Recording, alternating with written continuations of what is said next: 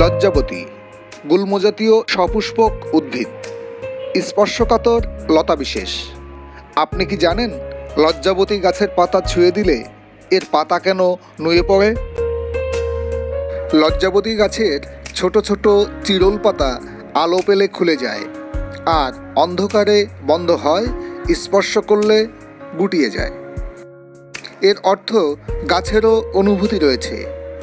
বিখ্যাত বাঙালি বিজ্ঞানী স্যার জগদীশচন্দ্র বসু যা প্রমাণ করেছেন।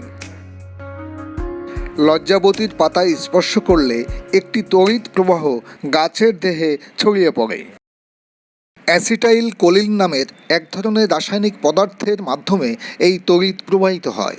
রাসায়নিক পদার্থটি খুব দ্রুত এক কোষ থেকে আরেক কোষে যেতে পারে। লজ্জাবতী গাছের দিকে ভালোভাবে লক্ষ্য করলে বোঝা যায় গাছের পাতার গোড়া একটু ফোলা। এর ভেতরে রয়েছে অনেক কোষ। কোষগুলো পানি এবং খনিজ পদার্থে পূর্ণ থাকে।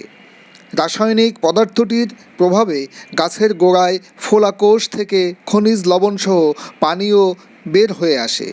পানি বের হলে কোষগুলো চুপসে যায়, যে কারণে লজ্জাবতীর কাণ্ড বা ডাঁটা আর সোজা থাকতে না পেরে নুয়ে পড়ে। শুধু যে লজ্জাবতীর স্পর্শ করা পাতাটি নুয়ে পড়ে ব্যাপারটি তেমন নয়। এর কাণ্ড পাতাগুলো শুধু নুয়ে পড়ে না, দুটো পাতার মধ্যবর্তী ফাঁকা স্থানও বন্ধ হয়ে যায়। লজ্জাবতীর রয়েছে নানা ঔষধি গুণ।